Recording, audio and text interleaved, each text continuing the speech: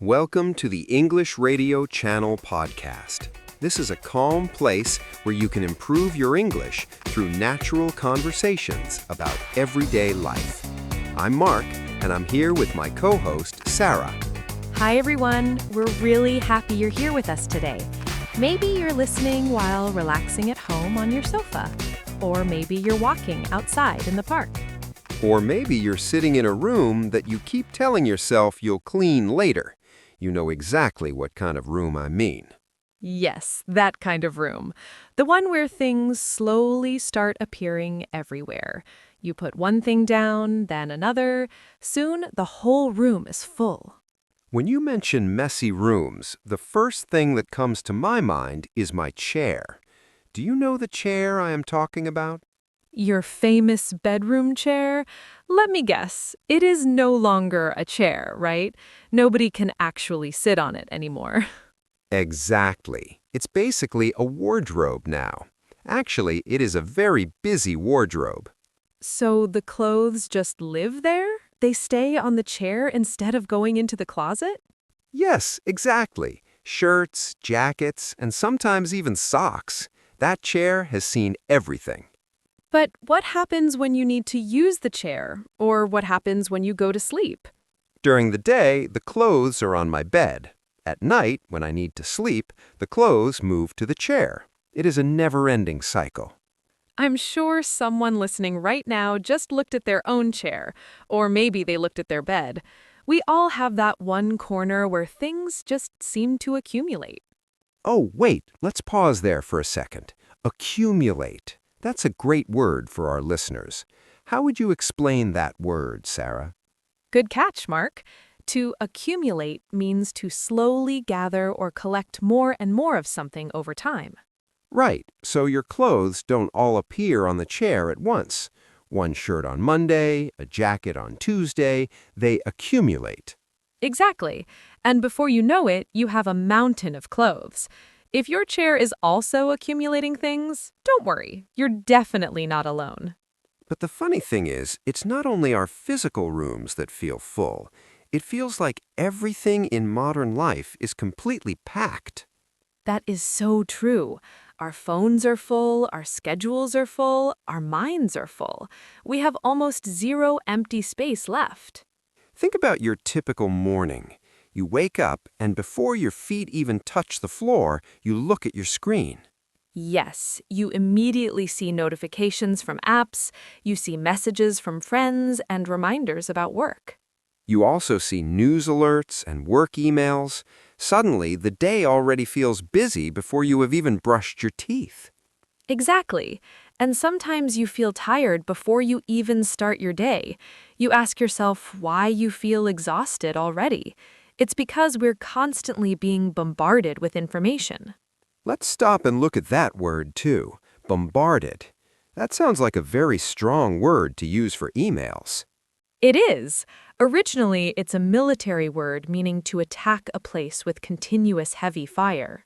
But in everyday conversation, it means something a bit different, right? Yes. If you are bombarded with information or messages, it means you are receiving so much of it at once that it feels like an attack. You simply can't process it all.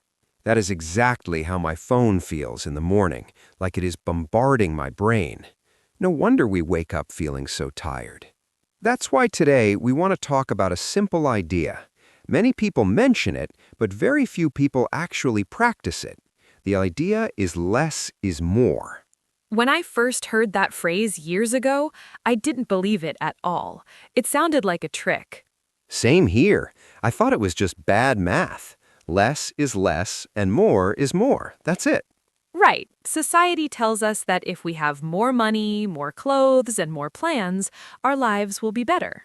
But when you start looking at your life carefully, something interesting happens. You realize that sometimes having fewer things actually feels much better.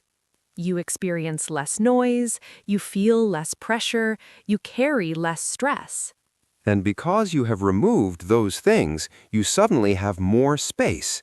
You have more calm and more energy for the things you actually care about. Now, we want to be very clear. In this episode, we're not trying to show you a perfect life. Not at all. We're not life coaches. Our houses are definitely not perfectly clean right now. I still have my clothes chair, and Sarah, don't you still have that pile of mail on your kitchen table? Yes, I've been ignoring it for a week. We're just two normal people having a conversation about everyday struggles. We want to talk about why humans always seem to want more. We'll discuss how having too many things can make daily life stressful. And we'll explore how choosing to have a little less can sometimes make life so much easier.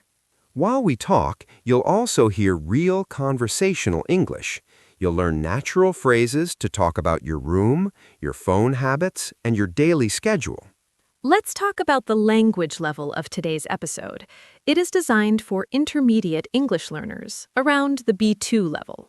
That means the language will be more natural and a bit faster. We will use expressive words, but we will always try to speak clearly. If you are a strong B1 learner, please stay with us. You can absolutely still follow along. Some parts might feel challenging, and you might not understand every single word, but that's completely normal.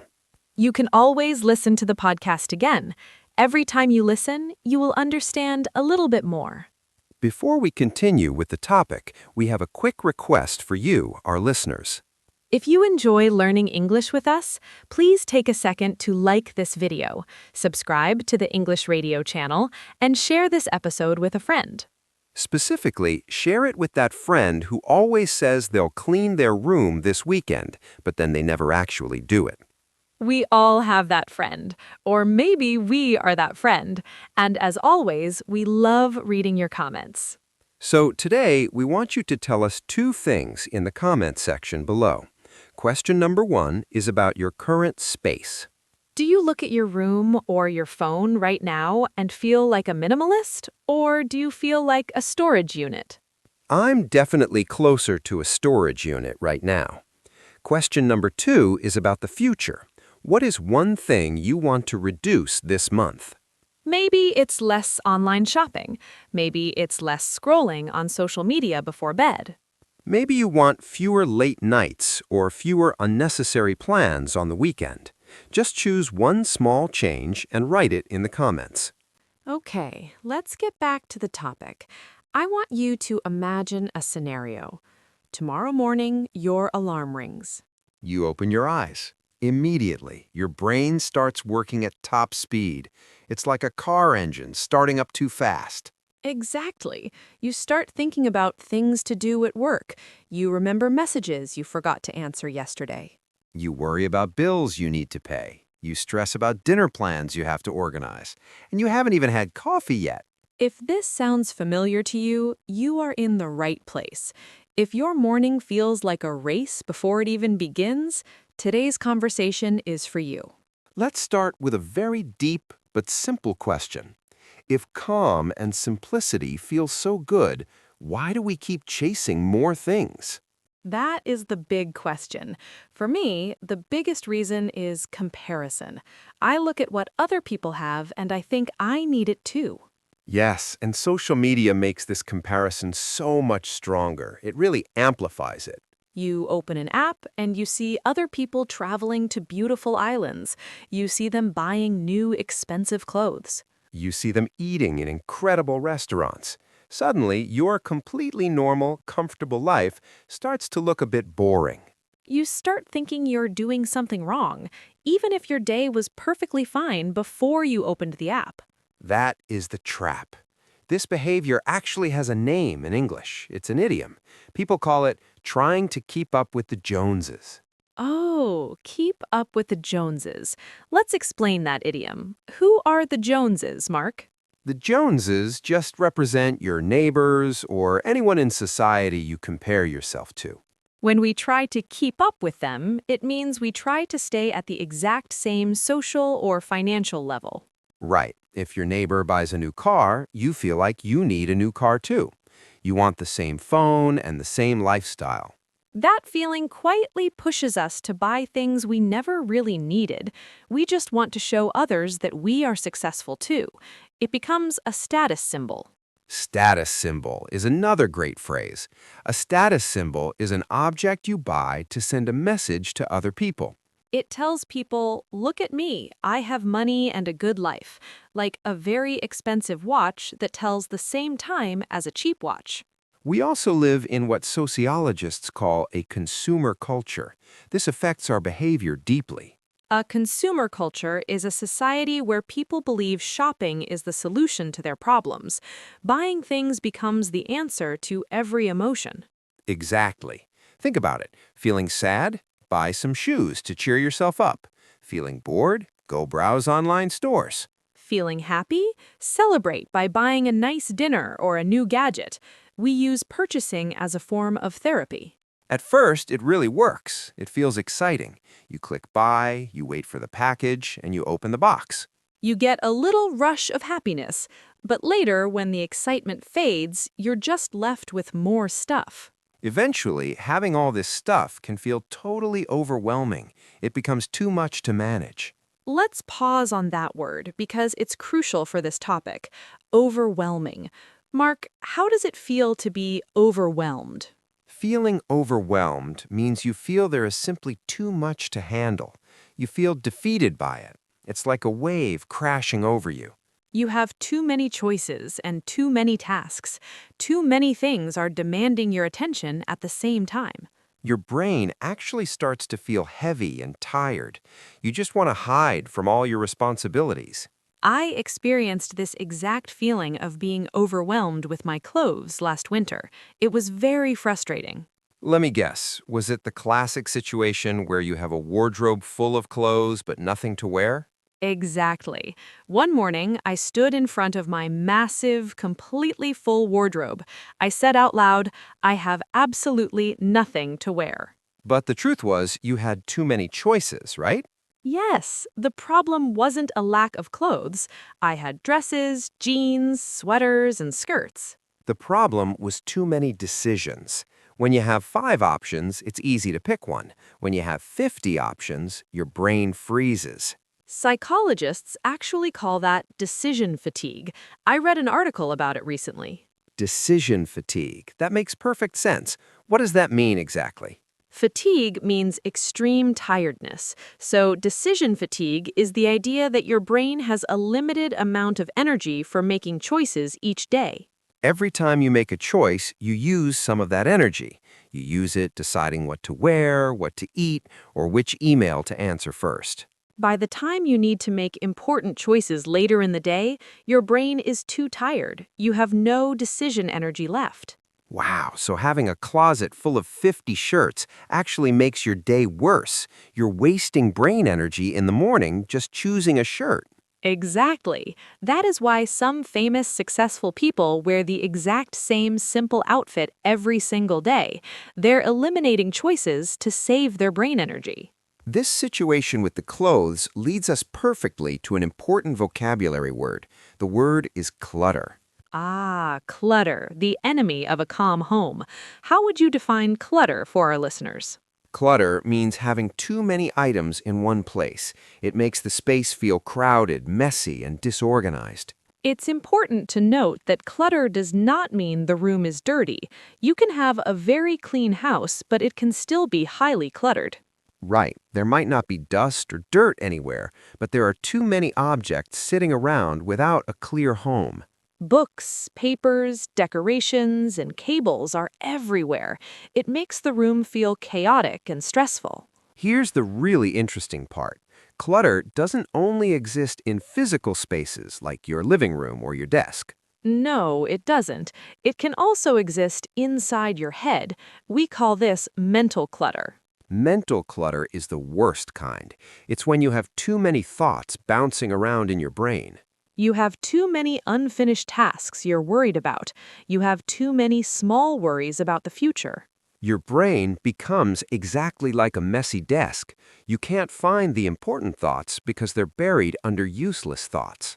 When your physical space is cluttered, it's hard to relax. But when your mental space is cluttered, it's almost impossible to focus. I actually noticed something incredible about this during a trip I took last year. It really changed my perspective on having less. Oh, really? Where did you go on this trip? I went to Italy for 10 days. I decided to try a packing experiment. I traveled for 10 whole days with only one small backpack. 10 days, one backpack? Mark, I know how you pack. That must have been terrifying for you. It was. Normally, I am an extreme overpacker. I pack way too much stuff every single time I travel. You pack extra shoes just in case it rains. You bring nice clothes just in case you go to a fancy dinner. Exactly. I bring 5 different reading books. I even pack random charging cables for devices I don't own anymore. The just-in-case packing style. It is very common. So, how did you manage with just a backpack? I forced myself to pack less. 3 t-shirts, 1 pair of jeans, and essential toiletries. That's it. How did you feel at the airport? Were you stressed about not having your things? At first, on the airplane, I felt so nervous. I kept thinking, what if I need a sweater? What if my shoes get wet? But let me guess, you survived the trip just fine. More than survived. After 2 days, something surprising happened. I felt incredibly light. Not just physically light because you weren't carrying a heavy suitcase, you felt mentally light, right? Exactly.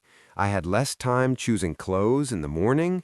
I spent less time organizing my hotel room. Because you spent less time managing your things, you had way more time to actually enjoy Rome. The lack of items gave you freedom. I love that travel story, and it connects beautifully to another very useful word in English. The word is intentional. Intentional living. What does that mean to you, Mark? Intentional means doing something on purpose. You do it with a clear reason and a clear plan behind it.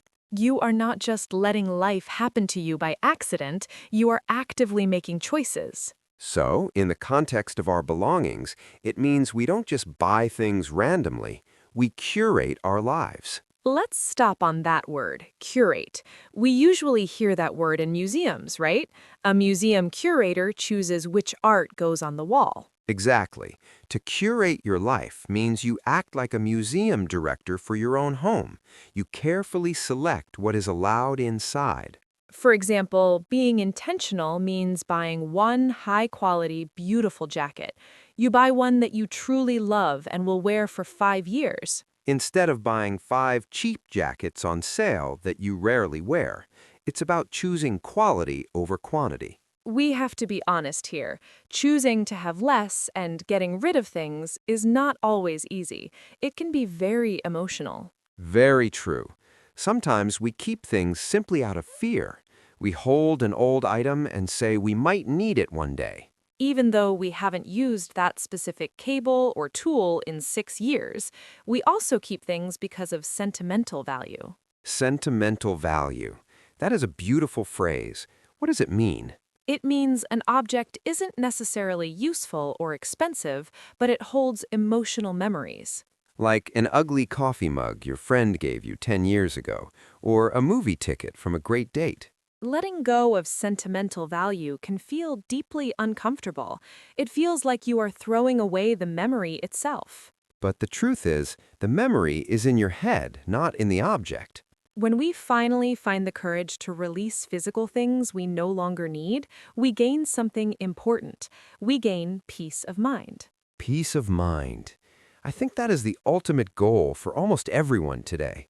It's what we're all searching for. How would you describe peace of mind to our listeners? Peace of mind means your mind feels completely calm, secure, and relaxed. You are not constantly worried about the past. You are not distracted by stress about the future. You just feel okay right now in the present moment.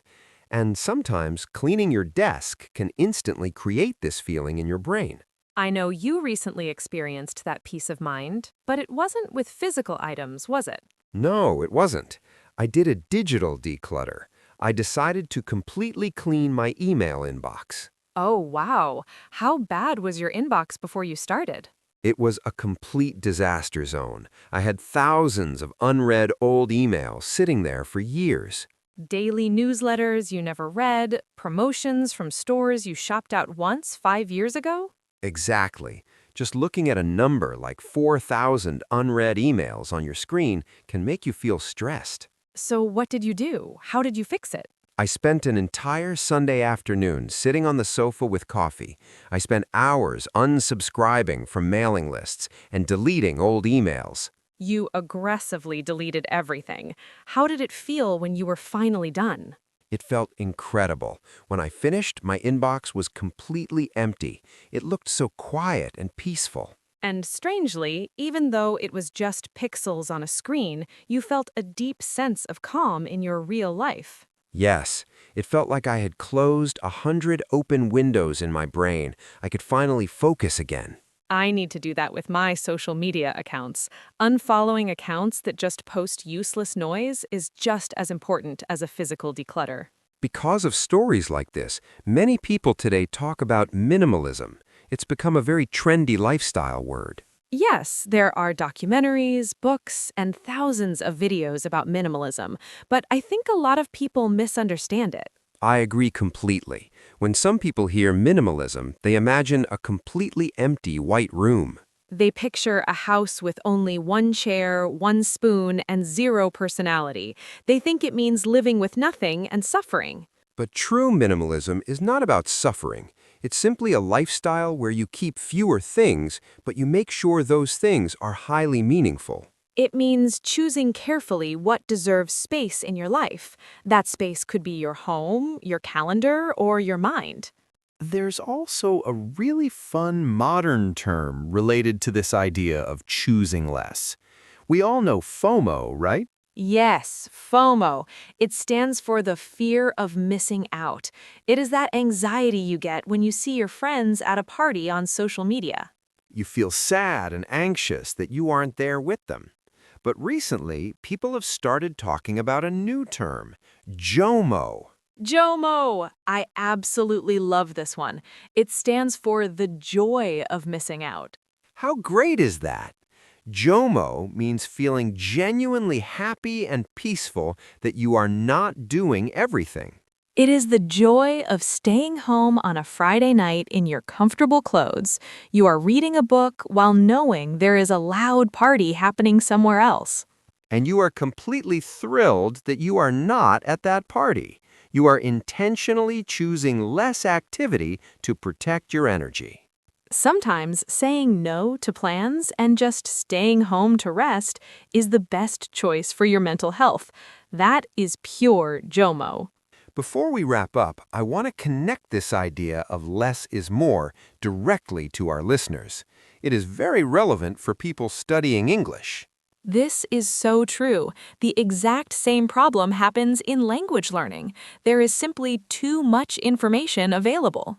Because of the internet, many learners try to do too much. They try to use 5 different vocabulary apps at the same time.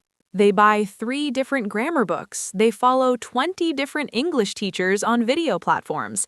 They tried too many study methods.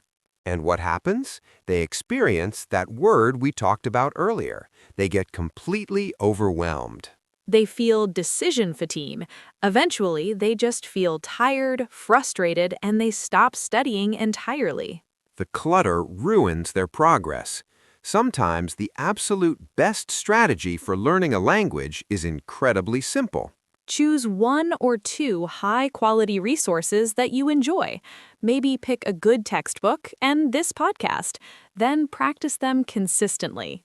Less searching for the perfect method, more actual practicing. Quality is always better than quantity.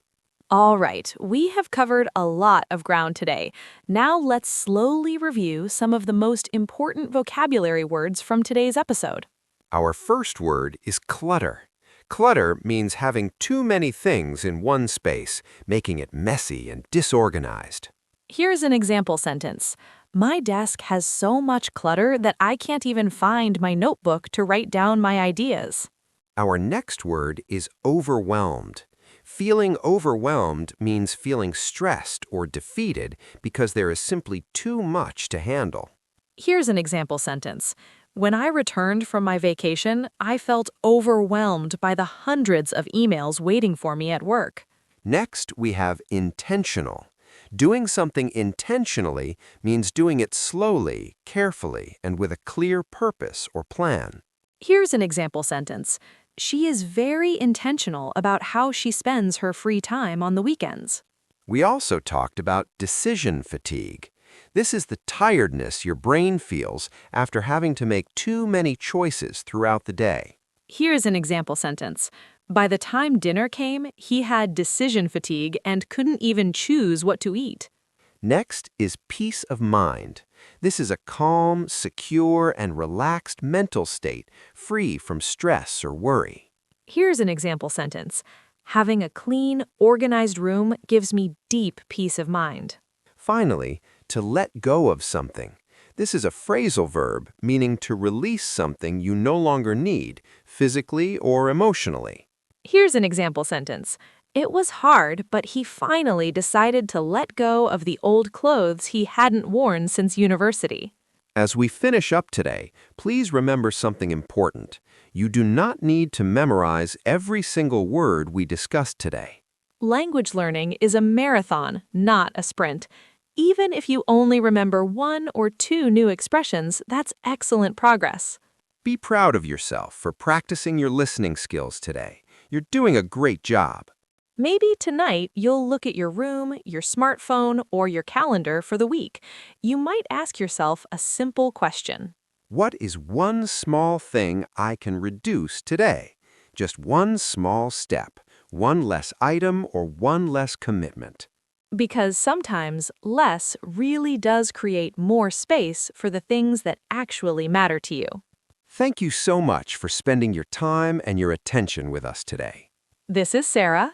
And this is Mark. From the English Radio Channel. See you in the next episode.